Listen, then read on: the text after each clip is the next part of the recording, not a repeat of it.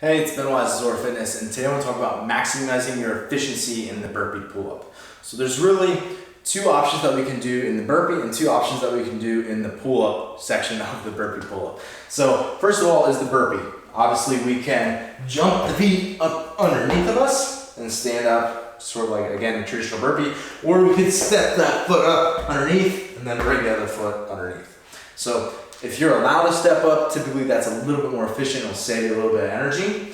And then for the actual pull-up itself, number one is that you can jump and pull straight up into the pull-up, where I'm jumping and my momentum is carrying me into the initiation of my pull-up, but the top half is sort of feels like a strict pull-up where it's very linear and straight up and down. Versus I could jump up, go into a dead hang, and then initiate a kipping pull-up.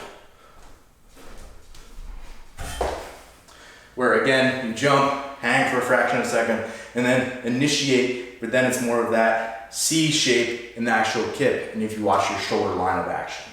So if we combine these two, there's one more important thing that I think really makes a difference for efficiency here, is that you don't need to compress and have a lot of hip compression in your burpee. Unlike maybe a bar facing burpee or a burpee box jump over, where you have to step up to the object because you can't burpee where you're actually going through it, right?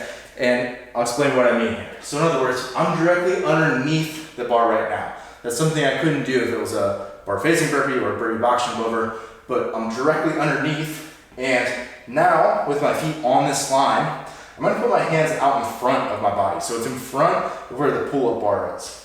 When it's out in front, I only have to jump my feet up to that line, and then I can stand up and I'm directly underneath the bar, and I can do my burpee pull-up. Versus, if I put my hands on this line, which is what a lot of people do, now I have to either compress that same amount, and I'm way behind, so either I jump and I swing, or I step up to it, or the other option is I have to compress really far and use this a lot of hip flexion. It's a very taxing movement to be able to stand up, which is just not necessary, right? So two things, again, is that stand on this line. You can even trace a line on the ground where it is. Put your hands out in front.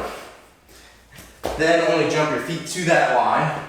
And then you can either go straight into your rep or initiate that kip. Either one of those will work perfectly fine. So there you go. Hopefully you're good to go with your burpee pull-ups.